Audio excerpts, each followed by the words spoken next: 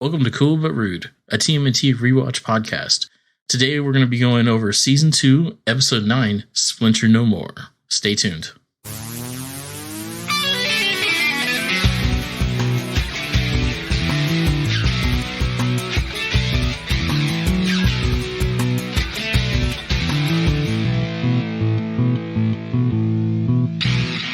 All right, welcome back. I'm your host, Christopher. I'm Robert. I am Mike. And like I said in the intro, we're going over Season 2, Episode 9, Splinter No More. It looks like the original air date for this one was November 22nd, 1988. And before we get into it, I think we want to just do a little roundtable, see if there's anything new. And of course, we got our new segment. So, Robert, want to kick it off? We got to work on filling out this power rankings list some more. Yeah. We got to get Burn out of the top.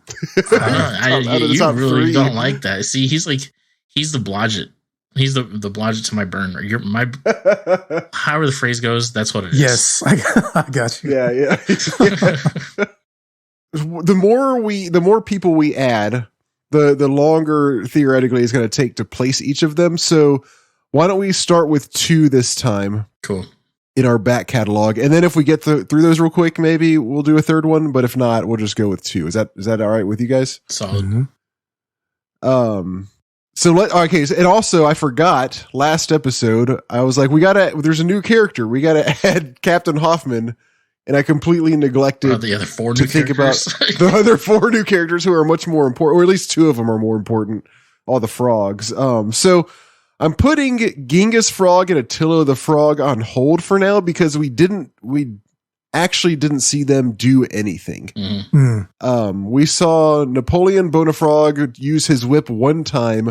We saw Rasputin the Mad Frog use his bow and arrow a few times. So, do you guys have so let's do one of them and then we'll pick a random one. Is that all right? I dig it. Sounds good to me. Okay. Do you all have a preference, or do you want to pick the frog randomly as well? Dealer's choice. All right. How about Chris? You pick 1 or 2. 2. That's Napoleon Bonafrog. He's the one with the whip. And so, as a reminder, I believe the only thing we saw him do was demonstrate his whip on Bebop. Yeah, and he just whipped him up and spun him up with it, and then whipped it back and spun him around like a top. I can definitely see how that's effective. I mean, that whip control. I mean, look at Indiana Jones. That thing saved his ass tons of times. And this is I think a super powered version of that. Not necessarily that the whip is, but his abilities with the whip. So yeah, he's a master of the whip. Yeah. And physiologically, I think that he's probably going to be comparable to not necessarily Bebop and Rocksteady, because those guys are all brawn, no brains, but I think they might be comparable to Turtles. They just might have little slight differences in strengths and weaknesses. You think so?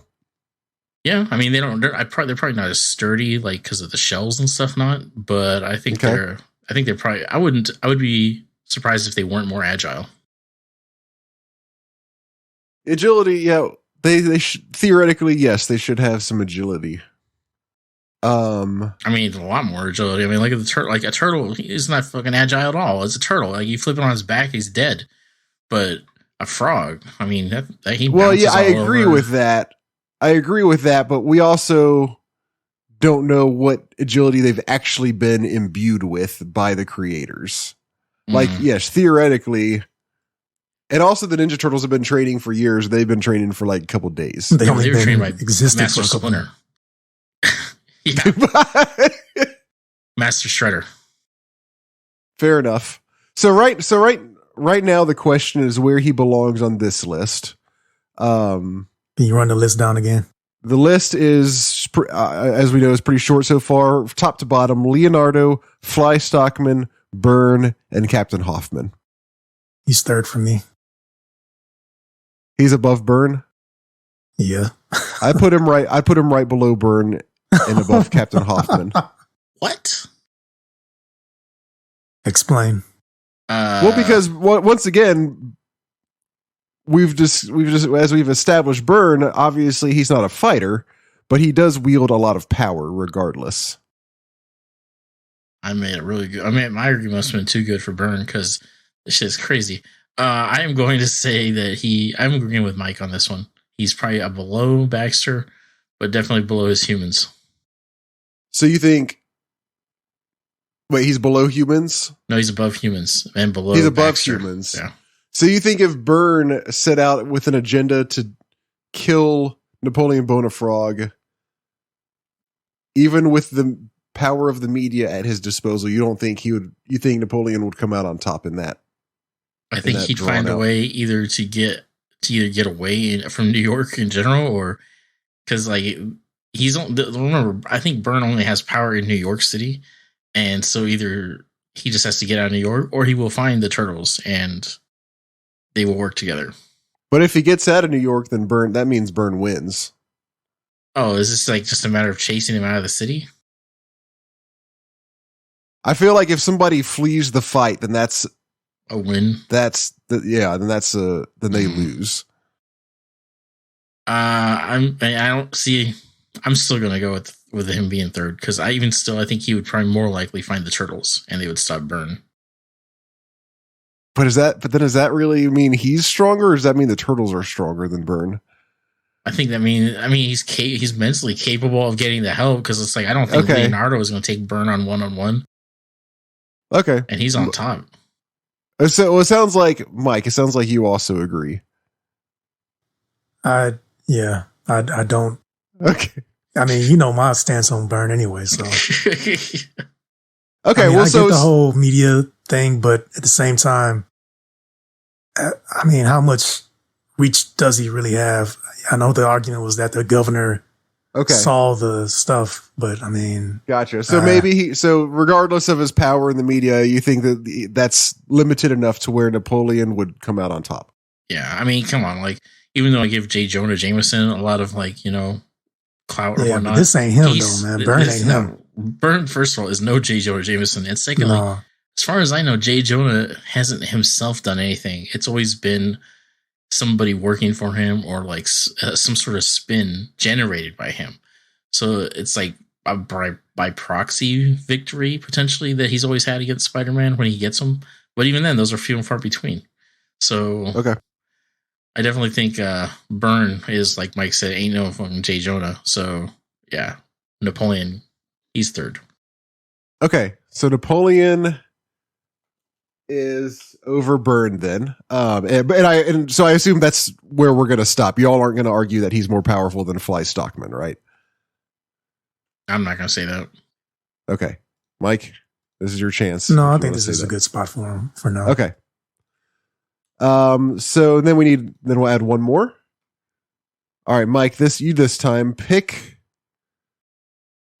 a number between 1 and 26. 23. Okay. So this is the new, I have on spot 23, I have the neutrinos. As a trio?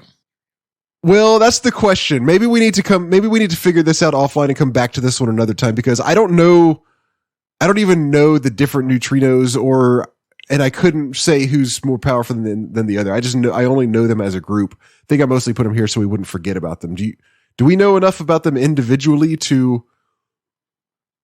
I don't. No, I like them. I don't even know, and I only know Zach is the leader. He's the one in the blue. Should we maybe, since they are even more kind of dependent on each other than even the frogs and the turtles, they only have a group identity, really. Should we maybe just leave them as a group and just put them as a group? Because there are two other situations where we're going to have to use people as a group, because it doesn't make sense to put them as just a single person. I'm good with that. Do we want to do that? Enter the neutrinos as a group? I'm cool with that.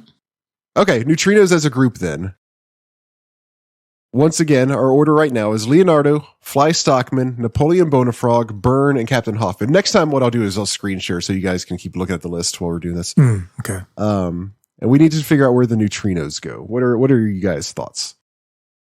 They're definitely above Napoleon. I think Baxter could take him. He could capture them, I think. I think he's smart enough and capable. I agree with all that. Yeah, same. Okay, that one was easy then. Nice. Yeah, not bad. Cool. So then we got... Well, I mean, I guess we should give, for the listeners, some kind of expose on why we're saying that. Because it would be boring for them to just say, oh, they just put him in number 3. They didn't say why. Fair. Okay. I don't know. From my perspective, I think it just comes across like the burn thing with New York. I mean, first of all, they're from Dimension X and they're using flying cars. Yeah. The NYPD don't have shit on that. So, yeah, that's not a problem.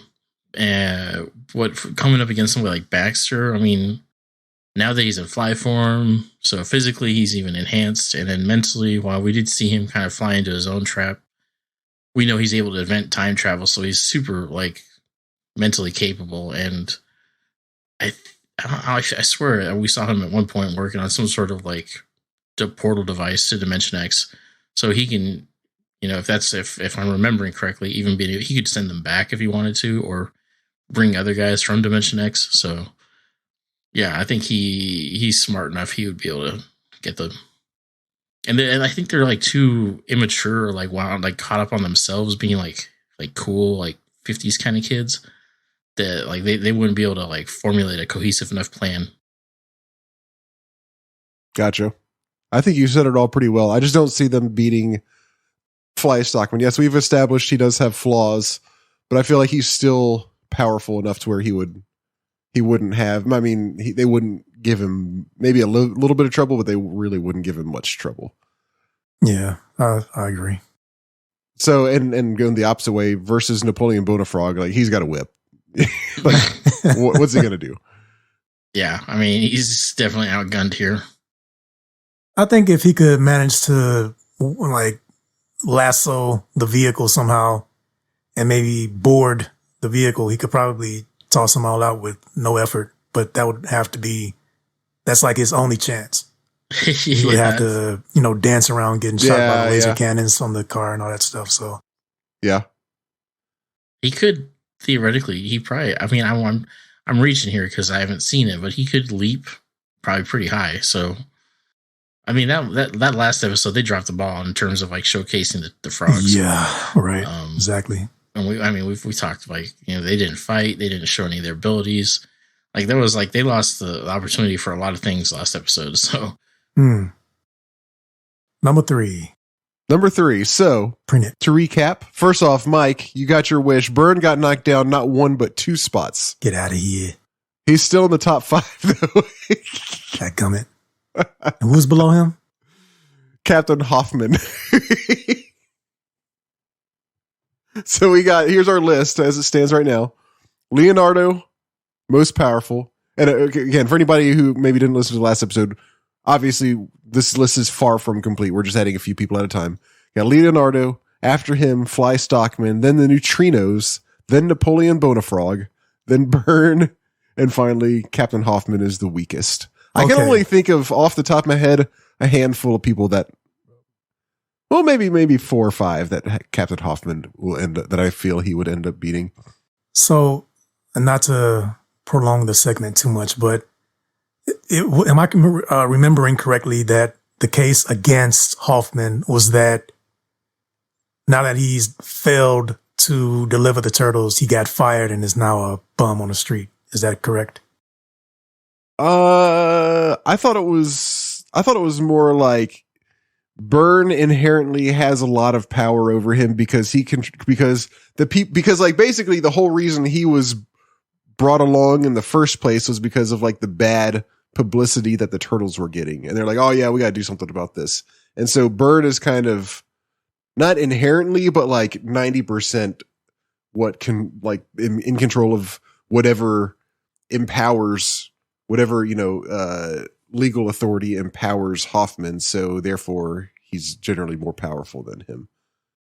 And okay. But in any case, you guys were saying he's fired now and therefore he has no anything. He's just That's a good question. Are we comparing against the fired Captain Hoffman or Captain Hoffman? I guess the fired Captain Hoffman, right? Because this is a living list, so it's the last time that we saw the character theoretically is where they stand. So yeah, right. And I mean, why are we assuming that he got fired? I mean, I'm assuming that because he failed at his task. He had one job. He was leading a new task force.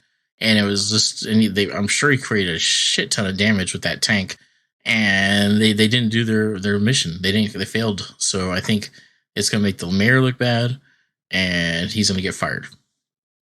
So for me, that makes him even more dangerous because this guy was already unhinged, some ex-military nut. And sure, Byrne had the power to, he made him be necessary. Okay, I get that. But now, think about this guy, this nutcase got fired. Not only is he seeking vengeance against the Turtles, now he's seeking the vengeance against the state, Byrne, everybody.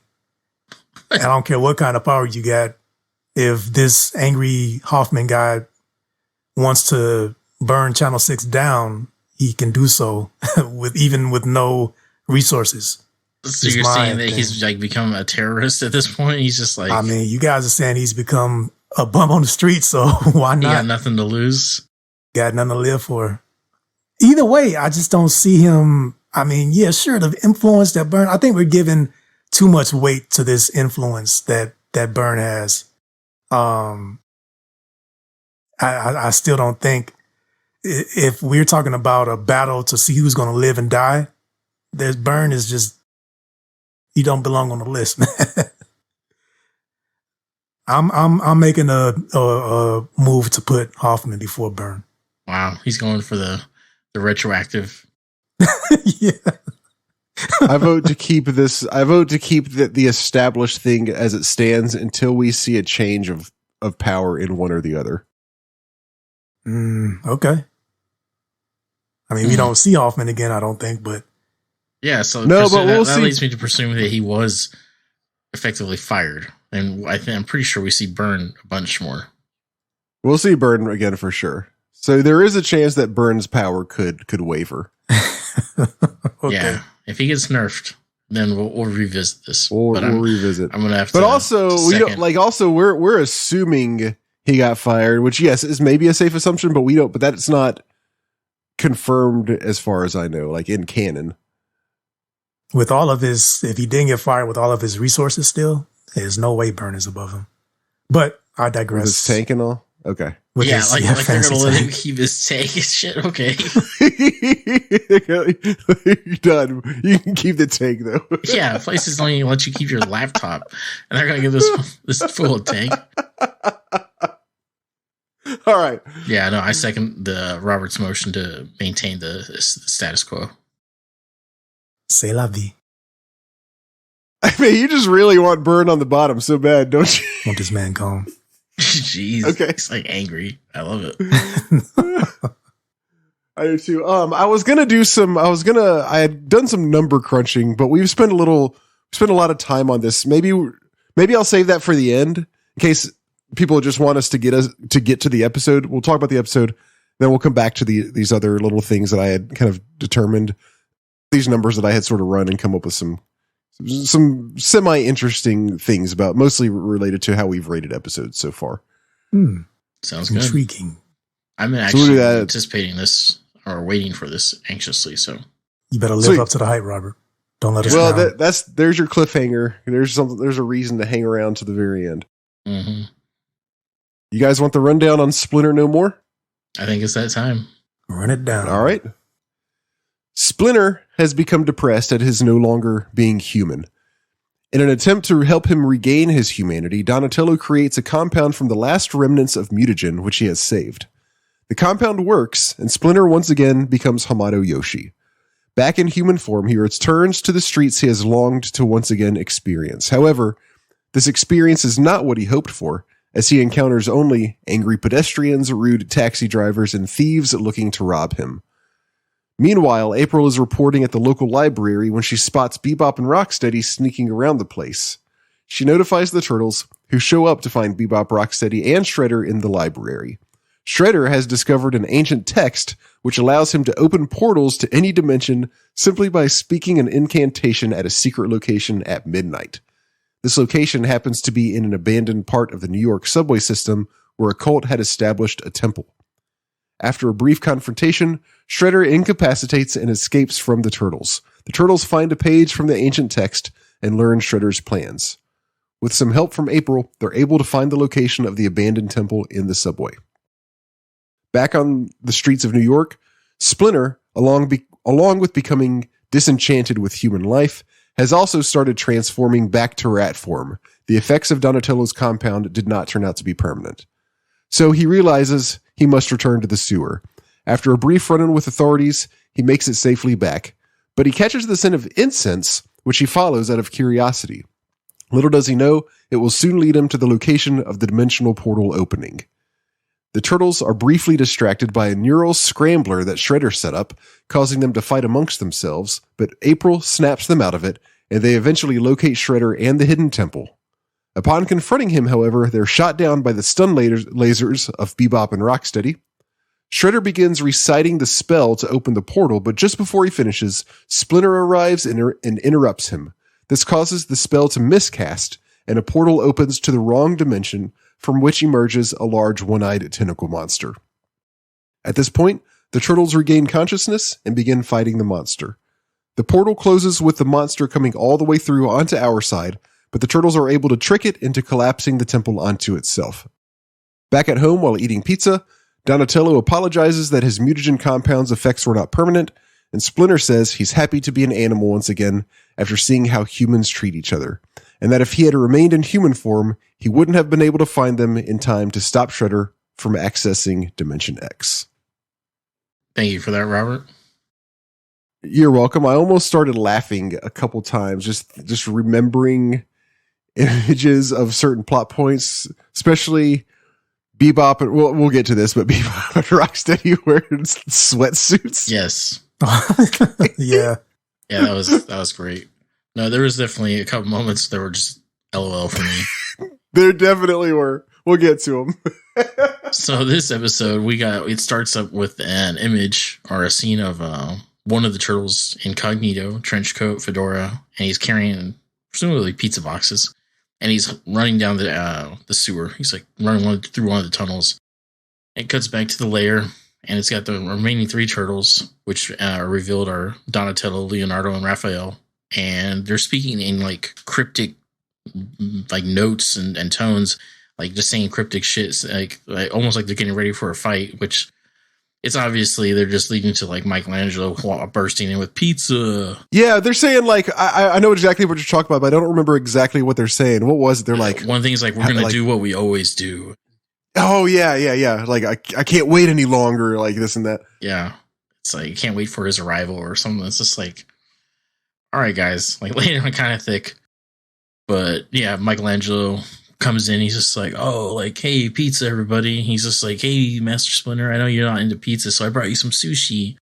Splinter's just a complete, like, yeah. What are you just like a complete downer. Yeah, he's just complete like, Debbie Downer. He's like, no thanks. Yeah, Eeyore straight up. Yeah. He's like, Splinter acknowledges it, and he's like grateful for the gesture. He's like, but no thanks. Thanks, but no thanks. And then they're like, man, what's wrong with like Master Splinter? Like, is it this? It's like, oh no, he's worrying about like Shredder's return or this. And then when Leo, big brain on Leo, he's like, no, I think it's like he misses being a human. And that's what it actually was. And that's what it was. But at the same time, there's like a scene where it's like Raphael like fingers this like glob, this white glob, and then eats it. And I was just like, that better be cheese. Like, oh, did you notice the way Donatello is holding his pizza in this scene? No, I did not. That was such a small detail. I just figured nobody would care about that. The death grip that he had on it, yeah. Yes. Oh, hold on, I took a picture. I'll send it to you guys. I can't believe you noticed that. Here it is. Here it is. Look. He's holding it like you would hold like a dog's chew toy or like a turkey leg or something. It looks like a chew toy, like a steak chew toy.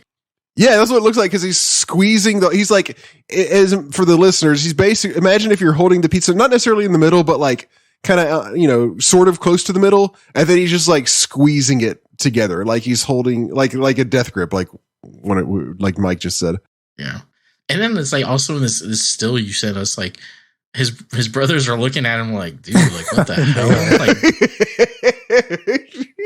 well, this is when he's saying that sushi, about the sushi, raw fish. Yeah, like sushi's like so gross. Oh, gross. And he's like kind of doing a gag motion. Yeah. So yeah, that Leo surmises that it's like, okay, he's sad because he misses being human.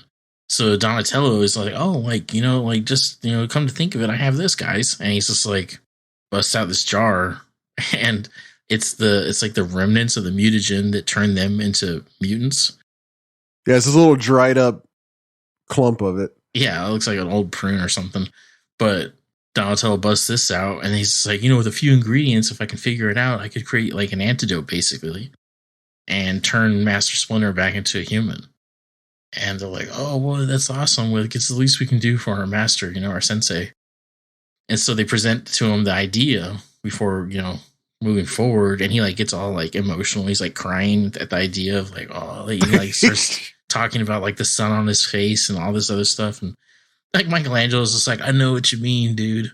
And it's like, you know nothing. Shut up, Michelangelo. And he's crying. Yeah, Michelangelo, he starts crying with him. Too, yeah. I love that. Like, I love that. It didn't make sense, but that was kind of why I liked it so much. Like Michelangelo, like he's so moved by Splinter being so upset that he like feels like he knows exactly what he means. He's like, I get what you mean. He starts crying along with him. Got caught up in the moment. Yeah. Did you notice? I liked that Donatello just when he pulls out the mutagen and he's like, for whatever reason, explaining what it is. He doesn't just say like, yeah, this is the stuff that turned us into mutants. He says specifically, this is the stuff that turned us into the party animals we are now. Oh yeah. Yeah, he did say that. I was like, that's another thing. I stopped and paused. I was like, but Splinter, like, he takes the advice of his sons basically, and they're like, because Raphael is really pushing for it. He's like, just do it, like, become a human again, try it, and he's like, okay. And Donatello, he goes ahead and he creates the antidote, and like everybody's watching. He's got like the beakers and the Bunsen's or whatever. And Raphael tells him, like, hey man, be careful, otherwise you're going to turn us back and like send us back into like, our fishbowl. And I think it's hilarious he says that because in the exact next moment, Donatello is like, he uses an aerosol can, which is like the most non-precise method of applying anything. Exactly. It's like a huge cloud. He's like, it's like might as well like flamethrower him. I didn't even think about that. He's not even like, everybody else stand back. He's just like, here we go. He's like, oh yeah. That could have really gone different direction. Oh yeah, and like Raphael was standing behind Splinter, so yeah. Yeah, then it's like, he does the whole green glow effect and turns back into Hamato Yoshi. So we with shirt and pants. And a tie. Yeah. And he's got a tie. Yeah, apparently the ooze remembered what he was wearing when he turned into a rat.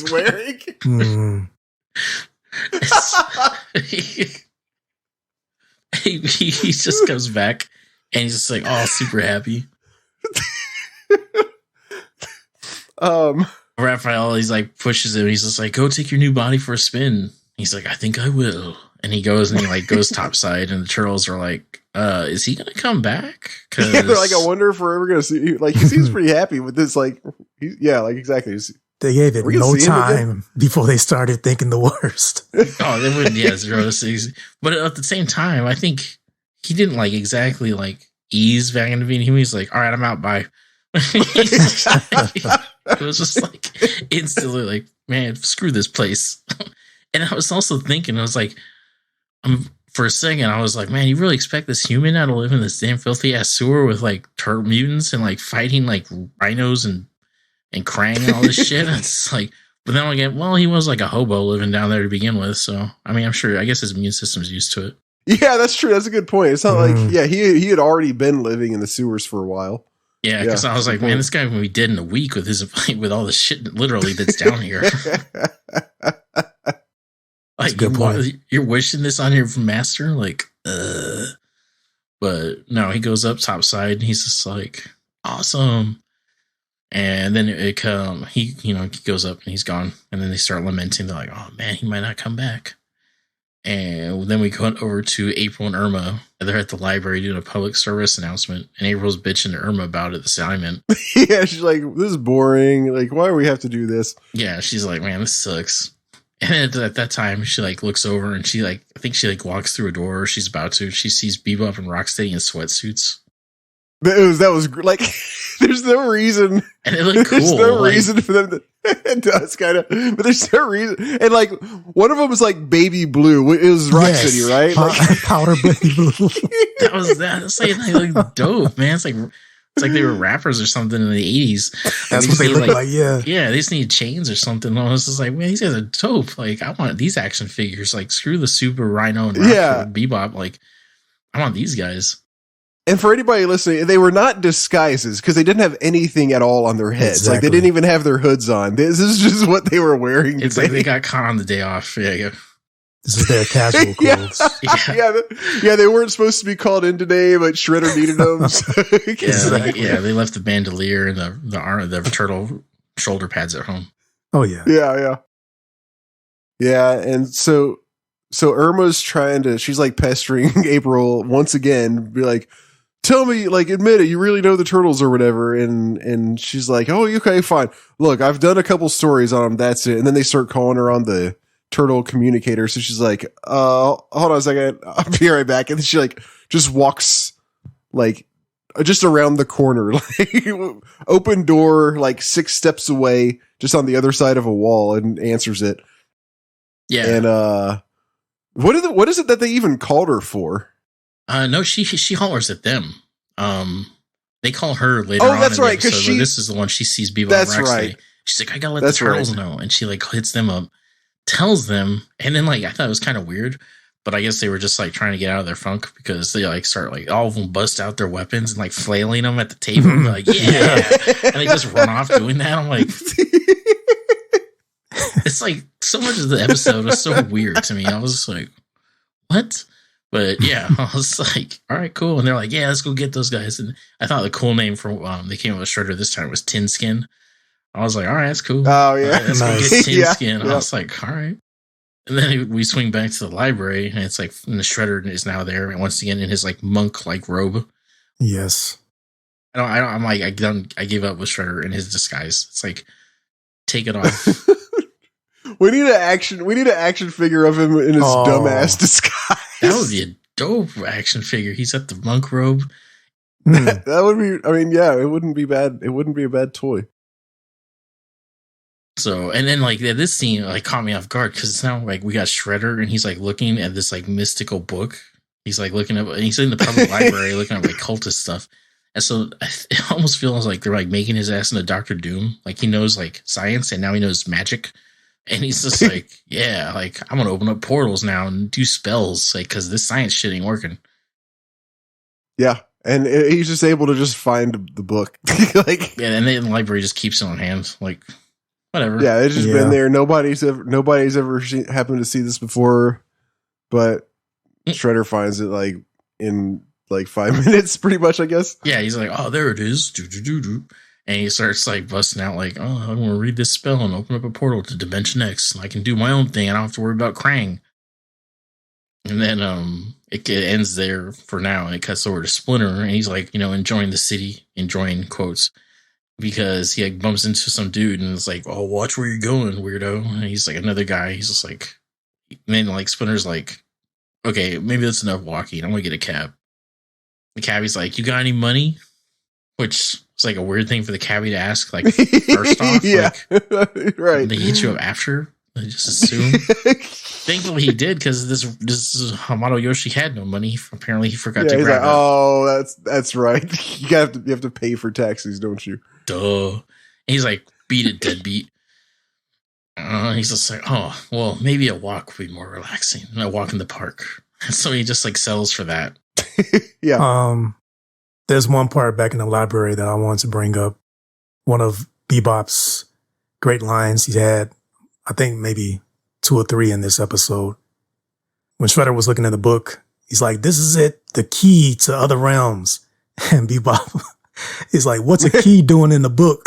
Oh my gosh. So classic. stupid. Classic Bebop. Yes. This is what we're here for. This is I did like where Rocksteady was just like, gee boss, what are you looking for? Like, what's it about? He's like, look, if I told you, your brains would collapse, like you're idiots. Exactly. And he's like, yeah, that's right. This book don't even got any pictures. Pictures, yep. Yeah. These two were great this episode. Now, for a hot sec, I don't know if it's just me, like I digress, just pause. Why is it always Bebop and Rocksteady? I'm just saying, like, in the term of like when we identify Shredder's like sidekicks, it's Bebop and Rocksteady. Not Rocksteady and Bebop, it's Bebop and Rocksteady. Just rolls off the tongue better. Yeah. I think that's it. I think that's what comes down to. Because I always feel like that's how it's said. Like, it's always just said those, like, in that order. Yeah. I'm just like, I never thought about that, but I think Mike's probably right. Yeah. Coincidentally, in my notes, so I don't have to write their names every time, I just say Rock and Bop instead of Bop and Rock. Good. So that's weird. Maybe I should just change it around to Bop and Rock. But Rock and Bop sounds better in that. Yeah, that is that way. Words are funny. Easy for me to say. All right, back. Sorry, I threw us off, but back to the episode. We go over to Splinter. He's going for a walk in Central Park, which I'm sure will go well. We'll see how that works out. And then we're back to the Turtles, which is, to me, like, this is one of the best scenes in the episode because it's so stupid.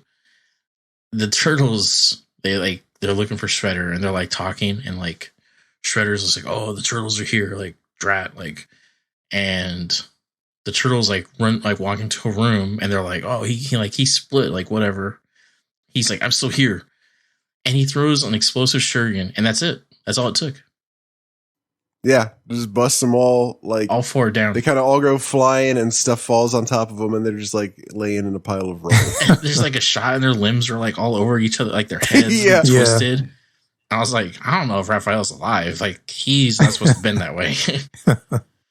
And then Shredder's just like, all right, Bebop and Rocksteady, finish them. And they're like, okay. And like, this is gonna be like shooting turtles in a barrel. Yeah. The little laugh that both of them at the same time. Yeah, they're all like happy. And somehow, like, they screw this up. And it's not somehow, like, Leonardo comes to first. Oh, and comes Leonardo again. I mean, I know we bust your chops about Leonardo, but he has proven the last few episodes, especially, that he is the leader for a reason. So, yeah, he does come through. Leo like gets up first, and then he throws like a sword at a steam pipe or something. Radiator, I think it was. Oh, the radiator, yeah. And he's like, he steams them. And I think somebody said some stupid comment about it. And for some reason, like, Bebop and Rocksteady are intimidated by the Turtles this time. And they're like, oh no, this ain't good. Like, we got to get out of here. And they run off. And then shut the door behind them. I didn't think about that. And the Turtles like run into the door, and like they fall down like the Three Stooges, except there's four of them. And so they're wiped out. And I'm almost like, there's been several instances where you two have beat the shit out of the Turtles. Like, yep. Just straight up, like. Yeah. I didn't think about that at all. That's a really good point. Yeah, they're kind of like surprised with them waking up, and which is really kind of was like a dumb cop out. It's like, oh no, what's going to happen now that they're all knocked out? And Shredder told Bebop and Rocksteady to finish them off, and then like it cuts to a commercial and comes back, and they just like get up. They're like, what? That's You didn't bring your like wooden sword and your whatever with you. Yeah. So it's like you can't fight the Turtles. Problem. Which is awesome because it's awesome that you mentioned that, because this is the first time we see Rocksteady wield the wooden toy sword. Amazing. Oh, I didn't even catch it. Yeah. He pulls it out like as they're walking up and approaching the Turtles before, like when they're about to like do them in. He pulls out his sword and he's walking up to him, and that's when the Turtles get up, and then they're like, "Oh, we got to get out of here." Wow, he even has his sword out, and he runs still. What an idiot! Yeah, they're definitely not consistent with the way they portray the power amongst these characters. Mm-mm. That's why, I mean, our list is going to be interesting to keep up. Yeah, it is going to be tough potentially. Yeah, but there's one more of your, I don't know if you were tracking this or not, Robert, but you always seem to be the one to bring this up. Mm-hmm. One of their they got away moments, the turtles, just to close the door is all that separates them from pursuing. Yeah. They got away. Yeah, I'm not tracking that, but it was another prime example. Yeah, that's another example of the turtles just being like what? You're ninjas. Yeah. But I digress. What was it? The coins last time foiled them. Oh, and yes. Then closed the door this time. Yes, the what was it? The parking meter coins. Yes. Brilliant. Oh, turtles. Oh, turtles. So, as at this point, after Bebop and Rocksteady have run away, for being for being chicken, as I think one of them said, Donatello figures out that Shredder is using a spell from some cultists to open a portal at an underground temple in the subway system. Mm-hmm. We swing back over to Hamato Yoshi in Central Park, enjoying his walk, and he gets mugged by about 3 or 4 punks. Like, they just come out of the bushes, and they seem like they have some pretty bad intentions beyond just robbing him. And he's calmly he's just these are several, I'm outnumbered severely, but I will humbly arm myself, whatever that means. Yeah, I was like, I had to rewind that. I was like, is that what he said? Yeah, I watched it a couple times, and I was like, humbly they didn't even arm myself. And I thought maybe he would raise his stick or somehow go into attack mode, but he doesn't even the animation at least doesn't even portray that. So I was like, okay, but thankfully for him, maybe not so thankfully, he begins mutating back into a rat, and at this point, it startles off the would-be robbers. And so they leave him alone, and then he looks into the lake or the pond and sees what's happened to his face. Yep, and he's turning back. He's not all the way Splinter. He's halfway in between. Yeah, he's rat human or human rat man. It's it reminded me the transitions of him turning into back and forth from rat form reminded me of Thriller. I don't know. Yeah, I was just thinking in my head. Yeah. They sort of do it the same way where they could have just animated it, but they sort of do it the special effects way where it sort of fades. Mm-hmm. Mm. Yeah, I definitely feel the Thriller vibe. Just kind of was because he does the transition. Yeah. But yeah, so Hamato Yoshi is turning back into Master Splinter, unfortunately. But this time we go back to Shredder, who has his book, and he's having to deal with Bebop and Rocksteady, who are explaining why they didn't kill the turtles. And it's funny because he says at the time he'd sell them to a freak show if he didn't need them in a couple hours. It's damn, that's ice cold. Yeah. But yeah, he's not exactly known for being warm and fuzzy. And for some reason, because he's doing this, this incantation thing, because he wants to be free of Krang's influence, he calls Krang and tells him his plan. Yeah. I'm like, what? Yeah, he called, and this is, I'm sure we were all ready to talk about this scene.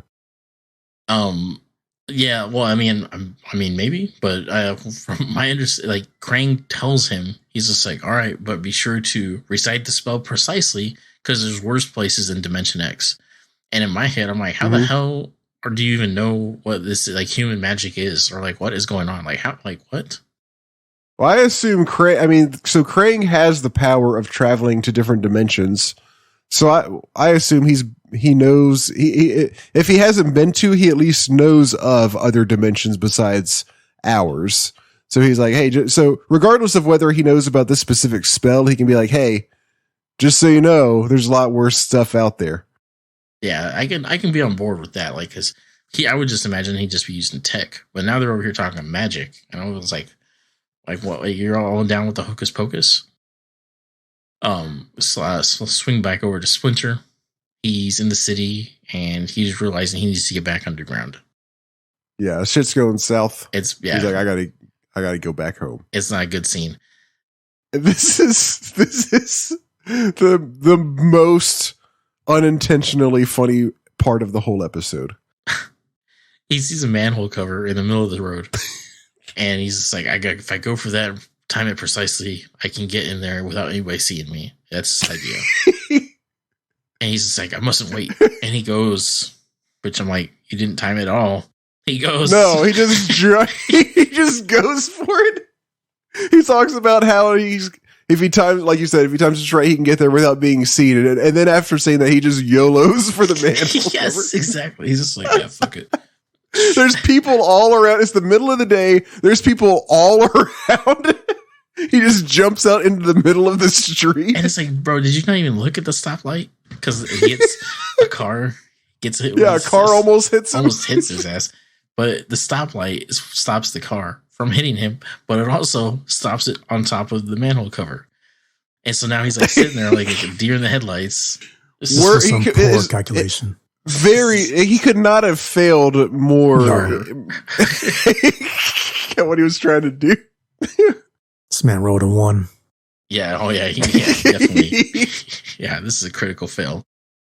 But yeah, no, the turtles are at this time, the entire time they're talking about this, that he's screwing up topside. They're like, man, he's like a master ninja. He can like be seen without being seen. He's like hiding broad daylight. They're all talking him up. He's like totally shit in the bed. I was like, bro, your master sucks. Like, he only does good because he's a damn rat. Okay, so pretty much. Yeah, human Splinter is not quite. Yeah, Hamato Yoshi's a fucking joke, people. Okay, Splinter is where it's at. Okay. Oh wait, do we have to separate those for the yes, ranking? Those are. I think though I have them as I have them as 2 separate ones. I have Oroku Saki not separated because he basically didn't change. But yes, I have Hamato Yoshi and Splinter. We can talk about this if y'all disagree, but I have them as 2 separate people for the same reason. We have Baxter Stockman and Fly Stockman as 2 separate people. I think what we decided was that if they get mutated, then it's 2 separate people at least for the purposes of this list. Yeah, and though, because I know we had said we don't care about Bebop and Rocksteady's prior stuff, but I think Shredder. Dang, I gotta put it into the jar now myself. Splinter had enough airtime and enough story as Hamato Yoshi to qualify as that being a separate entry on the list. That was my thought process. Okay, cool. I'm down with that. But well, in any event, unless he do some crazy stuff, Hamato is now Barnaby before him. No, I'm just messing. Dang. I mean, you might have to honor that because this Hamato Yoshi. He ain't kicking it. He ain't cutting it. Nah, he's kind of weak. We slide back over to April and Irma's just being a total pain in the ass, and she's asking April still about meeting the turtles, and April's finally like, "Yo, get off my back about this, bitch! Like, I don't know them. Like, I just did a couple interviews." She doesn't say it quite so colorfully, but she does say that. And just as she's popping off, the turtles hit her up. And they're like, hey, we need a video of this, the documentary you did on abandoned subway tunnels. And she's like, I got you. And she's like, I'll meet you. And they're like, okay, cool. Meet us at the Cornelius building, which we've never heard of. So I don't know what like importance that has. Sure enough, she meets him and they pick her up off the corner. Looks a little weird, but whatever.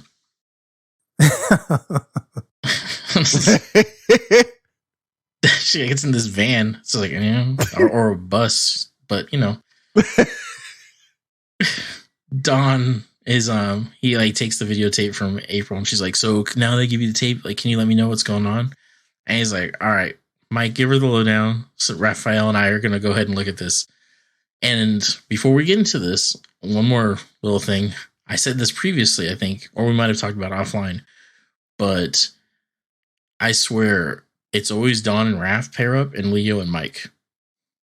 Like they have like a favorite turtle they pair up with. Huh. And I've seen it a couple times where it's Don and Raphael. And it's just like, those are the 2 that pair up.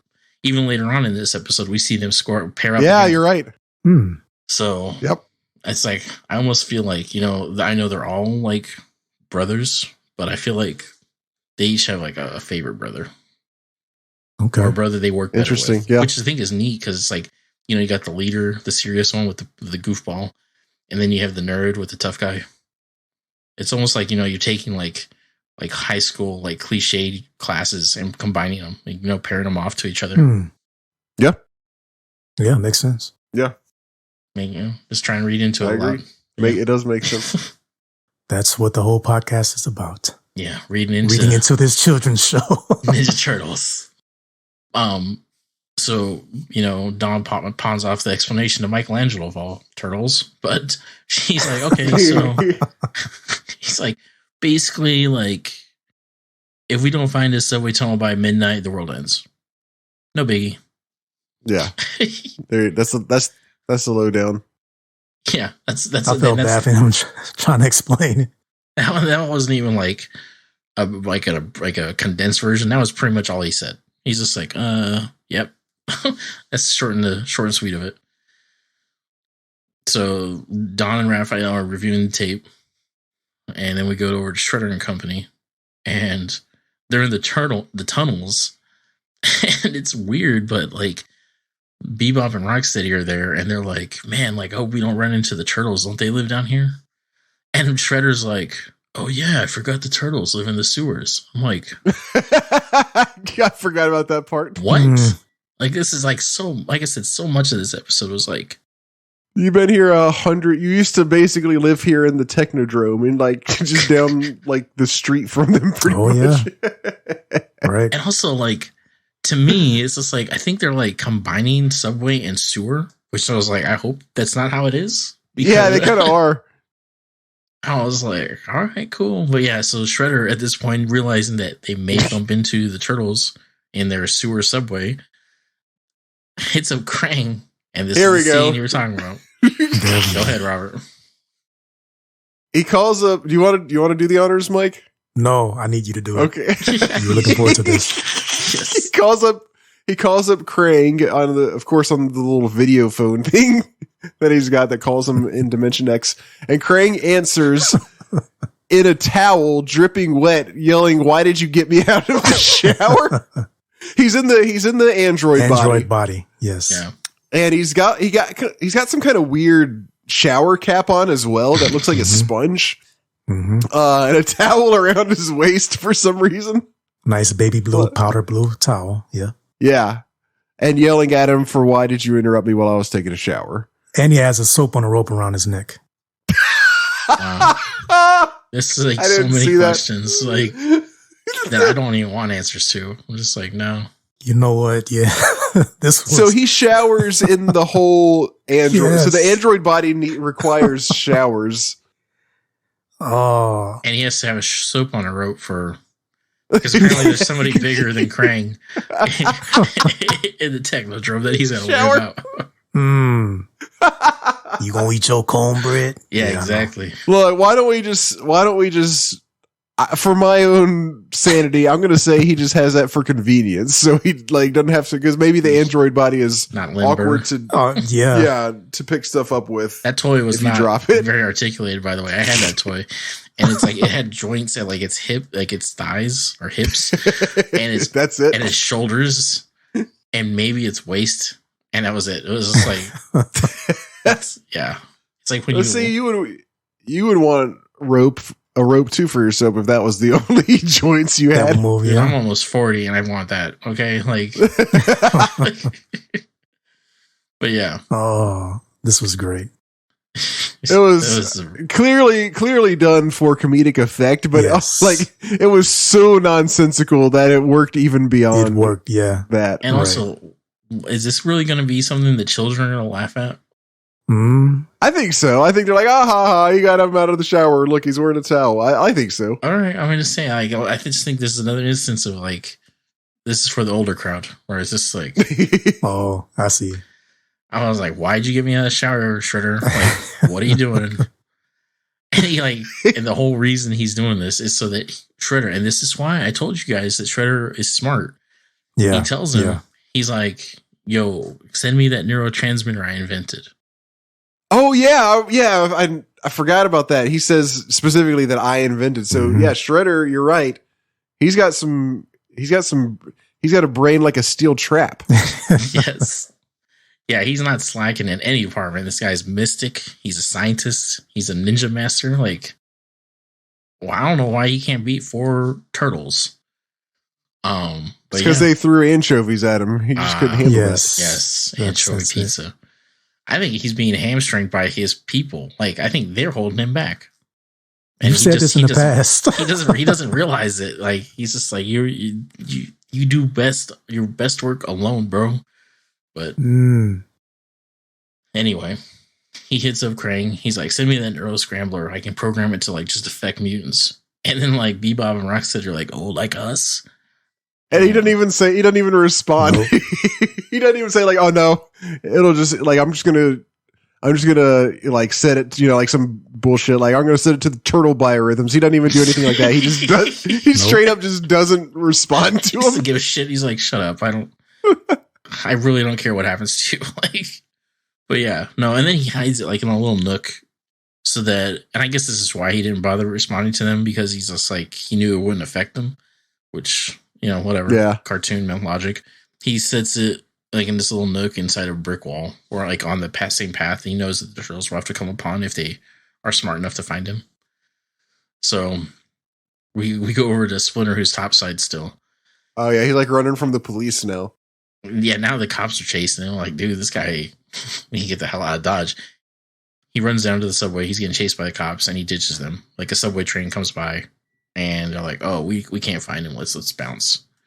And it's at the same time that the turtles walk past the Neuro Scrambler, and like they all start kind of acting a little funny, and then just like straight up be like they start calling each other names, like nerd. And, like, yeah, they're like, "Hey, wimp! Who are you calling a wimp, nerd?" Like this constant like chain of like, "Who are you calling a nerd, idiot?" Like it just cascades, and all of a sudden it just turns into like a brawl. Like all of them like bust out their weapons, and April, this poor like human chick, is just like, "What the hell?" Like, I got like 4 ninjas, like Ninja Turtles. I love how bad she freaks out. She's like, "What is going on?"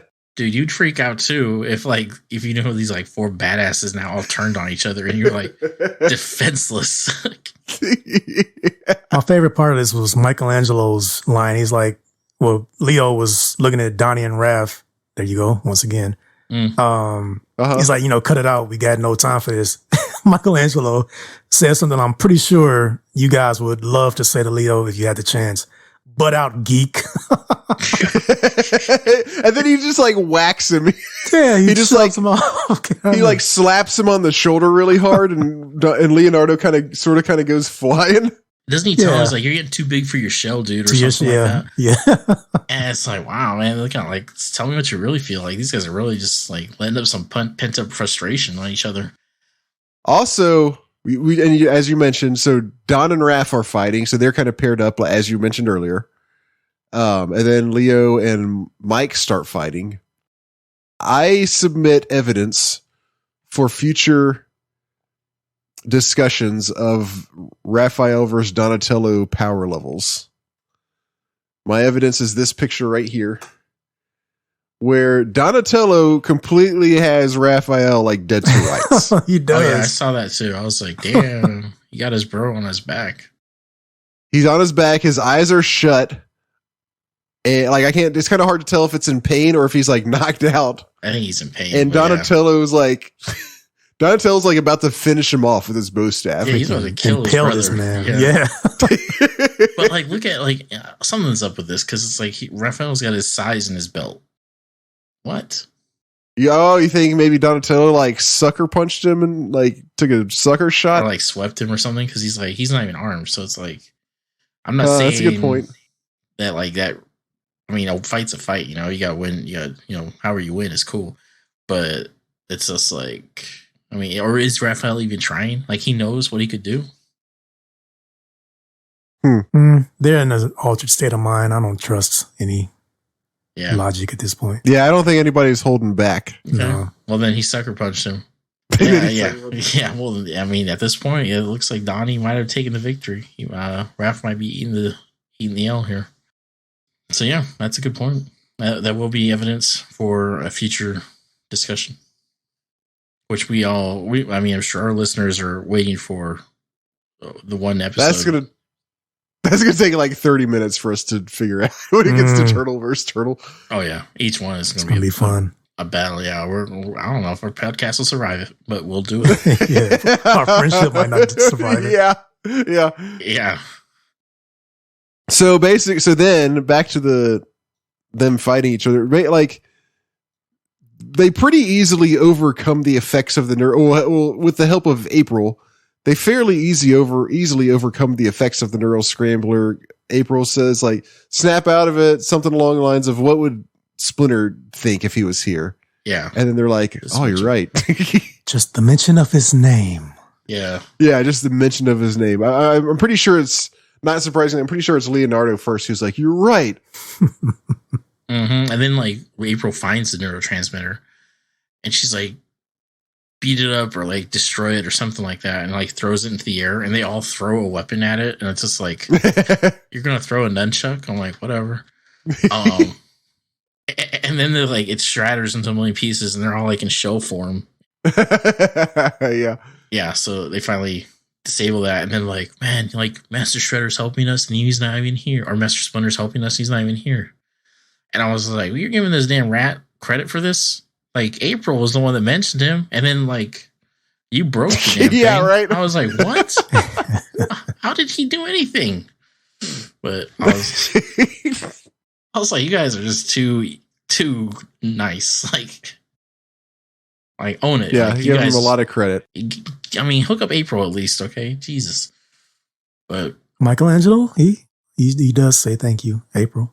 Oh, he does? Okay. Does he? Yeah, okay. He does. He acknowledges. A little kudos. Okay, good. So we see Shredder and co. Once again looking for the site, and they find it. They found the temple, the Nexus.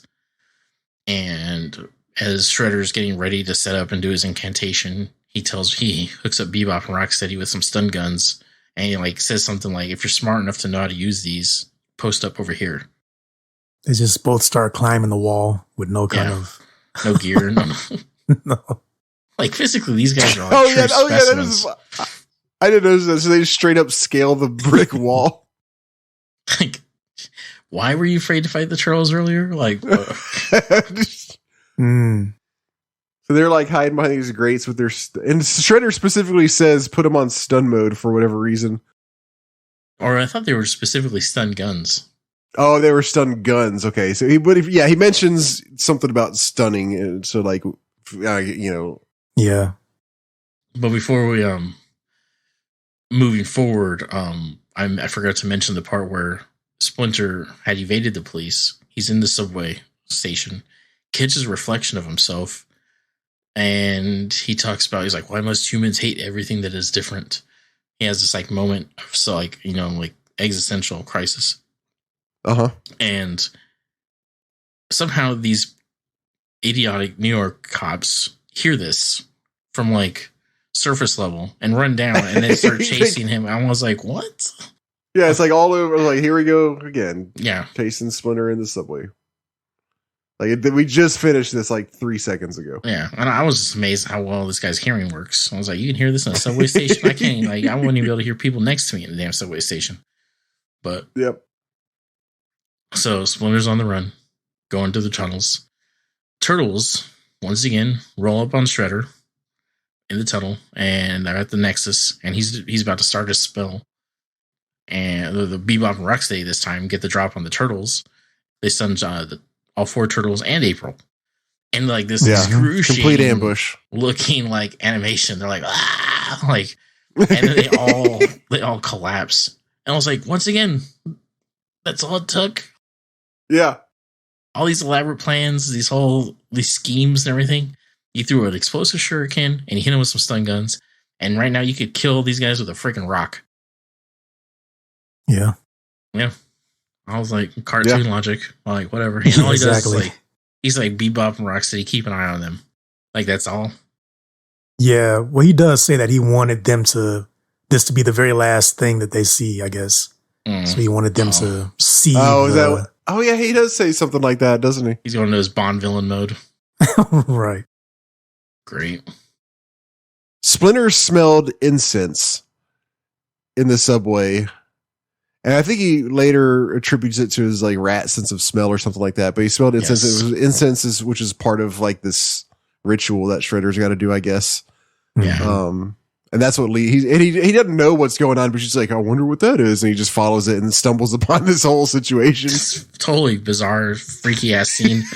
He's like, what the hell? And he just walks in as Shredder. So Shredder has been reading the spell and he's gotten to the very last word and Splinter shows up and just is like, stop. And so that, Shredder hesitates and is like, what? And that of course messes up the spell. Yep. And it opens up to some other dimension. They open up to the dimension of stop. Dimension what? Dimension what? Because to elaborate on, to explain to the listeners, because he's reading like it's basically it's like a rhyme. Like the spell does a rhyme, and it's like something X, open up now to dimension, and like you could tell from the previous word rhymes with X, the previous line, so you can tell he's about to say dimension X, and then he says like what or whatever. So yeah, I didn't think about that, but theoretically that means he opened up a portal to dimension what? Say what again? Yes, Sam Jackson pops out of it. Wow, it's just a big Sam Jackson. Yes. The episode cuts to Pulp Fiction, like. Wow, thanks for putting that in my brain. No problem. Gosh, that would have been great. But now this is one of those times where I completely misremembered something that was one of my favorite like scenes. Just for my entire life, I thought that this was a scene that took place, number one, in the Technodrome. And number two, I thought that Shredder was opening the portal in the Technodrome. I did not remember that this was this ritual thing, but this was one of the ones that as a kid, I don't know why it made me laugh so much. It was just the fact that he was like, open the portal to dimension, no, or whatever. And I don't know why that made me laugh so much, which is why I'm wondering. Kid logic, there you go. Yeah, man, my kid logic. But it made me wonder if this type of scenario happens again, because it's so embedded in my mind that there was that. Yeah. Oh, maybe I also thought that Shredder like screamed, no. That's why it was so funny to me. So I don't know. I'm really curious to find out if this type of scenario, if they go back to the well again. I would go about 5 more seasons to find out. So maybe he opens up a dimension to Dimension Royale with cheese. There you go. Nice. But it was at this point, and I thought it was just neat because the portal gets screwed up. Yes, portal to dimension what, and we got tentacles coming out of it now after like Splinter has like saved the turtle, so to speak, and we got tentacles pouring out that start grabbing random characters. And this awesome like organ music starts playing. It's kind of like a cross. I was going to mention Man and Phantom of the Opera.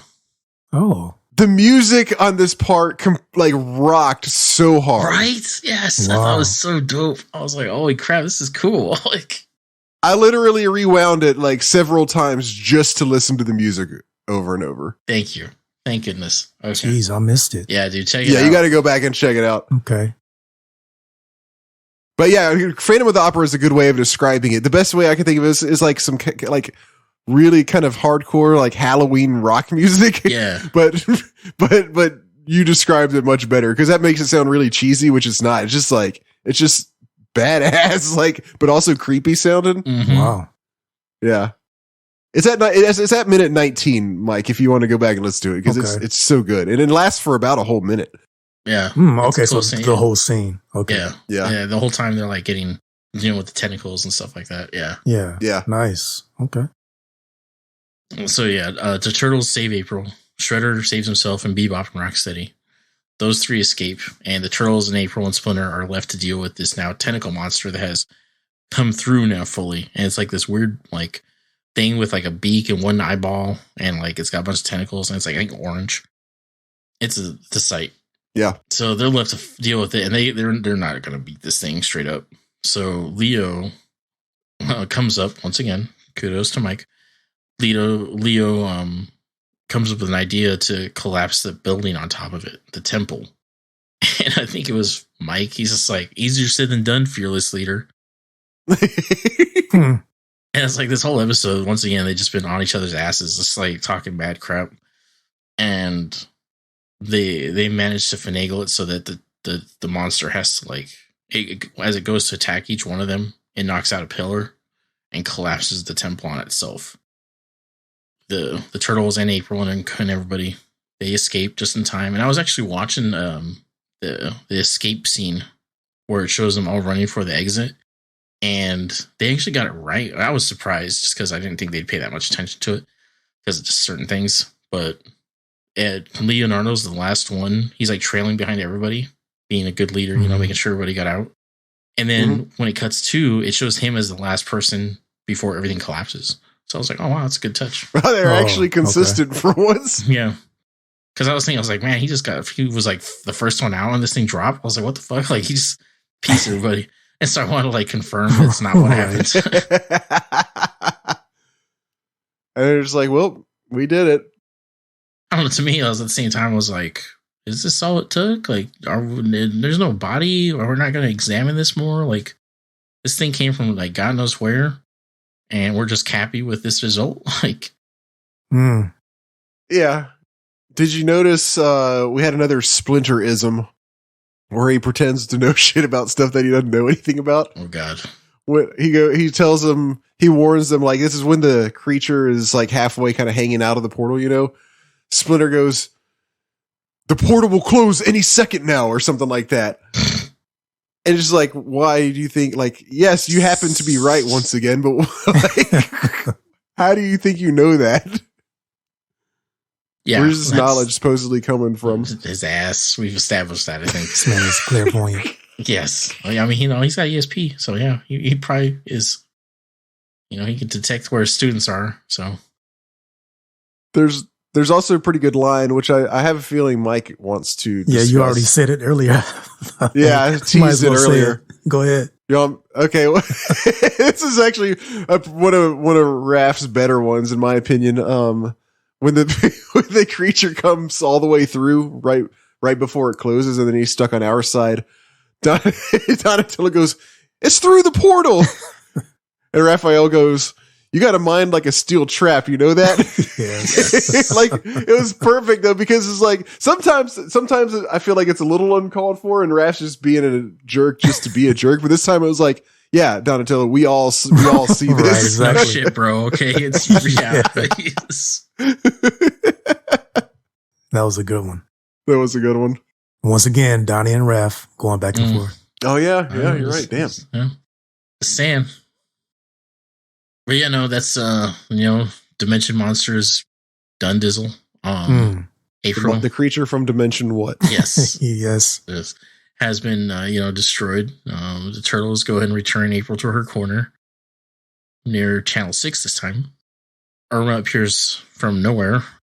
Once again begins to interrogate her about her knowledge of the turtles and where she's been and what she's working on. Getting a little tired of Irma myself at this point, so and in the final scene, we were in the turtle lair, and all four turtles are sitting around scarfing down pizza with Master Splinter. And he's they talk about, like, we're sad that it didn't work out, that you came back to rat form. And Splinter tells them, it's like, I'm glad it worked out this way because humans suck, basically. And without my ability to be a rat, or my rat abilities, I wouldn't have found you guys. And was another one of those parts where they're like, yeah, I didn't think about it like that. And I'm like, what? That's this whole episode, like this, yeah. Like, how it was exhausting. Some of the shit these guys were saying this time. I was just like, ugh. How did you not think about? Yeah. And then for some reason, this is one, like, another thing that Michelangelo said that I thought was like total bullshit. He's like, well, it's a good thing you turned back into a rat, because now it's more pizza for us. First of all, that's what you think about, and then secondly, why does that make any sense? That's our Mikey. Yes. That's Mikey for you. I tried to reason that with myself, and I was just like, let it go, bro. And the only thing I could think of was they were worried that as a human, he would want to eat their pizza. And now that he's a rat, they know he likes sushi. Is the only thing I could think of. That makes sense. That makes sense. But I mean, yeah, I think that's probably what they were going for. But at the same time, the implication was that he was going to spend a lot of time not in the sewer, presumably from now on. So I don't know. I mean, yeah. I mean, we're going to get in the weeds with this one if we keep talking about it. So, yeah. That's a wrap. Yeah, that's the end of the episode. They all laugh. You know, Michelangelo looks funny again because he's talking nonsense. But yeah, that's the end of this one. Real quick, about half. I think this was right about the 10-minute mark. Mike, there was a minor, moderate minor animation glitch. Did you catch it? I did not. They're in the sewer walking from one place to another. They're talking about like, oh, so hard for us to figure out what to do, like figure out our plans now that we don't have Splinter to help us, or some like bullshit. Mm-hmm. It does a zoom in on Raphael, and Raphael is carrying Leonardo's sword on his back. Wow. And at first I was like, is that supposed to be a sigh? No. But it's not because Leonardo that has this exact same shot of Leonardo, and then it has this exact same shot again of Raphael where he does not have where he doesn't have the sword anymore. So there's just this one shot where it's a close up of Raphael walking, and he's got Leonardo's swords, kind of like sticking off of his back. Man, that's a good one. They almost made it through. That's a good shot too. Yeah, it is. The only little other one that I did catch, I did not catch this one. That was a good catch. The whole shower thing with Krang. There was this one like quick sexing? Uh-oh. Krang in the shower. I'm thinking about something I shouldn't be thinking about. That's why he was so pissed that he got interrupted. Yeah. Wow. Watch yourself. I mean, that big android body. I mean, Oh yeah, all soapy. Anyway, when they were talking, there was one quick second where it showed a zoomed out picture of Shredder talking to him, and you could see the comm device, and he didn't have on the shower getup is all. He didn't have the towel, didn't have the shower cap. Oh, I did see that actually. Okay. Yeah, you're right. It's just him standing there without the towel and stuff. If you look at it very, very closely, and I'm reaching here, maybe, but I don't know. If you look at it real closely, you'll see two lines on either side of Krang, because the background is the same color as the towel that he had on, but you do see two lines coming down from Krang as though it could be the outline of the towel. And I just like to imagine that Krang is just flashing Shredder at this point. He's just holding this is what you get. Like, you interrupt me in the shower, this is what's going to happen. Just so you know, future reference. I'm going to do this every time. Yeah. Wonderful. Lovely. Oh my gosh. That's really all right, fellas. It's pizza slicing time. All right.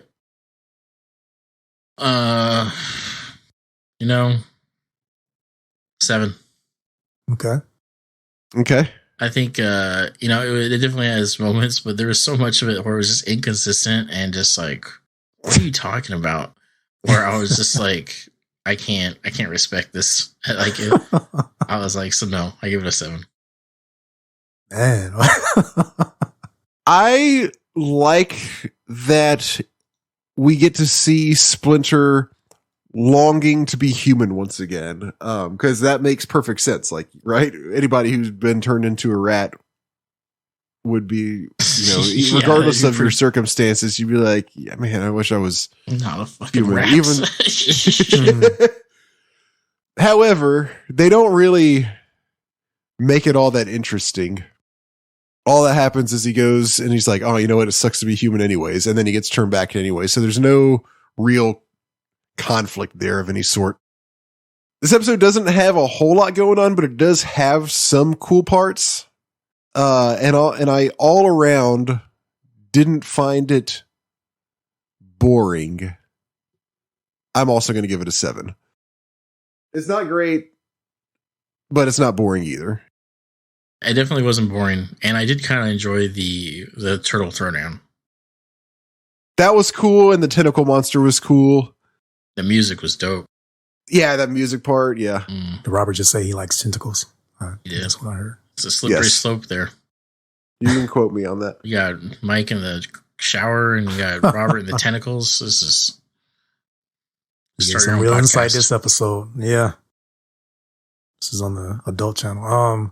2 sevens, huh? All right. Well, I might as well make it a jackpot. 7 from me as well. All right. Ding, ding, ding. I feel like this episode, they really tried to do the appeal to the emotions with the whole thing of Splinter finally becoming human, like you were saying, the longing to do that.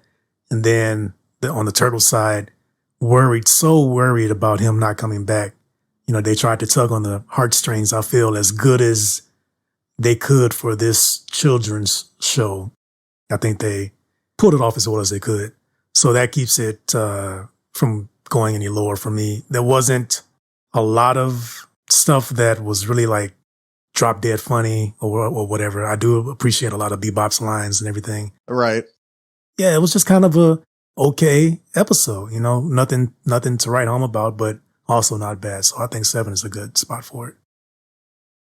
It's like, I wouldn't call it filler, but it definitely feels like not filler, because I mean, that's a big plot point with, right. You know, Yoshi Splinter wanting to be human. It's just, like Robert was saying, they didn't do much with it except him having a couple of, like, you know, crappy interactions. Mm-hmm. Agreed.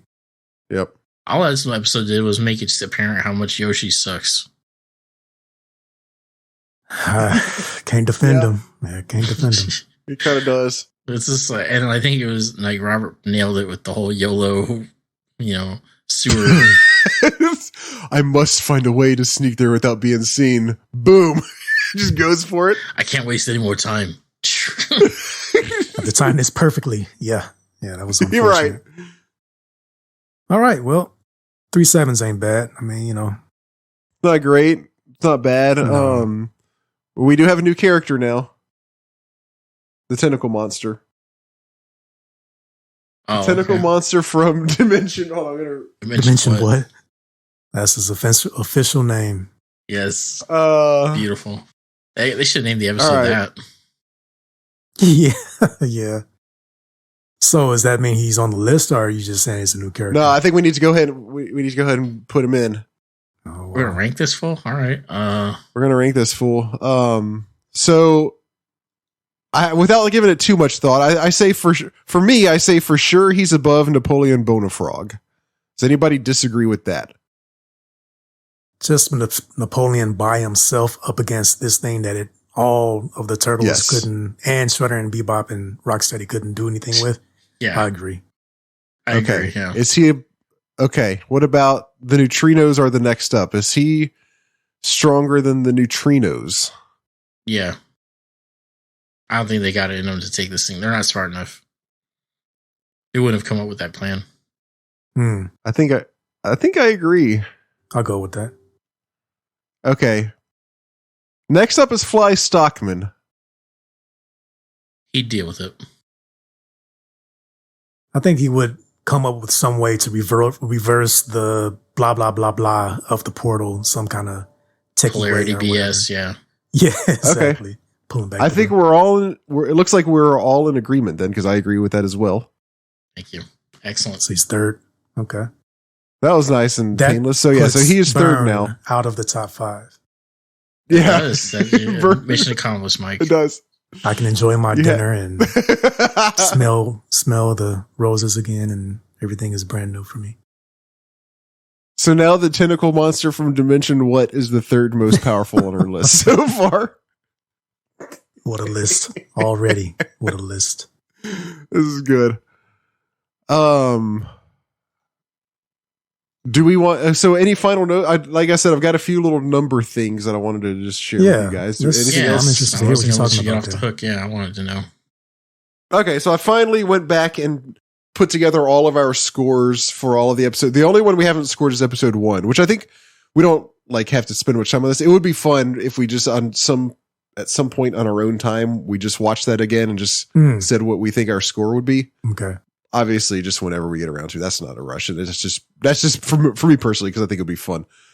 So we have ratings on every episode besides the very first one. A few just kind of interesting things that stood out. One is Mike actually called this on the last episode.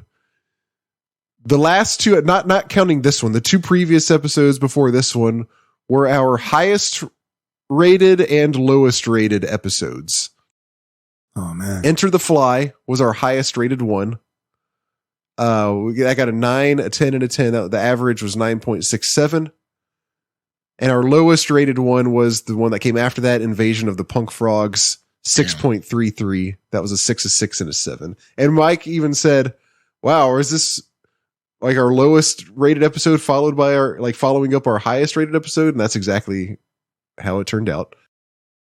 So yeah, best episode so far, Enter the Fly. Worst episode, Invasion of the Punk Frogs. Wow. There have only been 2 times where any one of us has scored an episode more than 1 point differently than anyone else of us. Wow. Those 2 were on episode 7, The Incredible Shrinking Turtles. Mike gave it a 9 and Chris and I gave it a 7. And episode 7 was season 2, episode 2. I have these listed by like absolute episode and also by season episode. That's season 2, episode 2. Then also the other time was season 2, episode 4, which is The Mean Machines. Chris gave it a 6 and Mike gave it an 8. And I was in the middle that time giving it a 7. But every other time there's been no bigger difference. We've all been within 1 point of each other. There have been a few times where we've all given it the same score. I think just this time and another time where we gave it all 7s. Mm-hmm. It came from Beneath the Sewers. It looks like I don't have like a formula tracking that one. That one I'm just eyeballing. Okay. I have objectively figured out which one of us is the biggest Ninja Turtles fan. I have a good idea. Uh-oh. I think you do probably. It wasn't a surprise to me either. So this is the person who has given the highest overall scores. That's Mike. You average giving an 8.6 amongst all episodes. The lowest rater is me. I average 7.93. Wow. Okay. You don't love the Turtles. Chris is obviously in between 8.1. Interesting. Nice. I like this. And then finally, the communal total average for the entire series, all of us combined right now, is 8.21. That's pretty solid. I think that's pretty solid too. That's like really good. I can't think of another, maybe 2 or 3 other like series that I would say rating each individual episode up to this point would have such a high average. Like that's very good, I think. That's a good point. All right. Well, I mean, just for our, whatever sake, like what would you, like off the top of your head, what would be one series that you'd say could contend with this? Oh gosh. That's a good question. Animated series, like Venture Brothers. Oh, solid. I'd say Simpsons. Mike, do you got any series you think you'd like to shout out that would compete with the Turtles? That's a good one. I can't say The Simpsons just because I fell off after a certain season or so. Yeah, I was considering like I'd say the first 7 seasons just like the Turtles. Okay, well then, yeah, The Simpsons, I'm 100% in agreement with that one. Does that mean we have to do a Simpsons podcast for them? I just shared with you guys, this is how our ratings have gone. Just a visualization so far. Oh, nice. Yeah. That's a cool graph. Wow. Yeah, that is. I was like, damn. It's kind of done a wave. It started off high and went low, and went high and went low.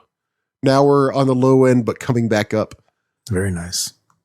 It's that damn Crystal Sarnath story. Yeah. Yeah, you can tell. Right. You can tell just by looking at that. That's where that is. It's like right in the middle. Yeah, our valley started with that crap. The Sarnath saga brought the whole thing down. But yeah, that's what I got.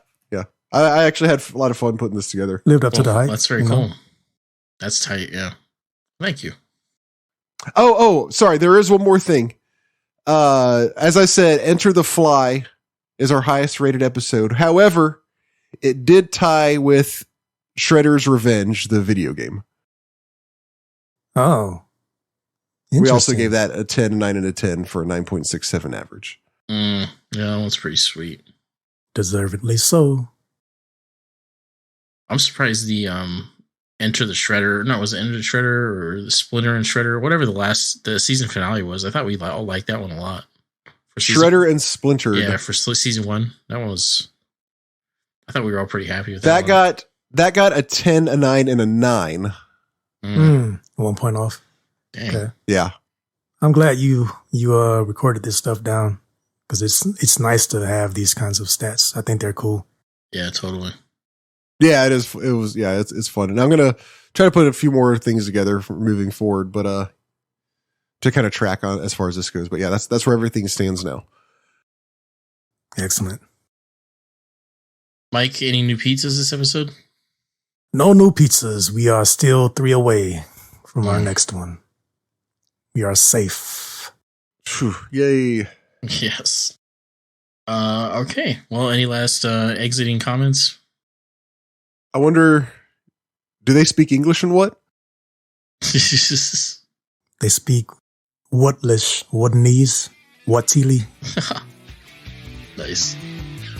Thank you, everybody, for tuning in this week. Next time, we're going to be going over Season 2, Episode 10, New York's Shiniest.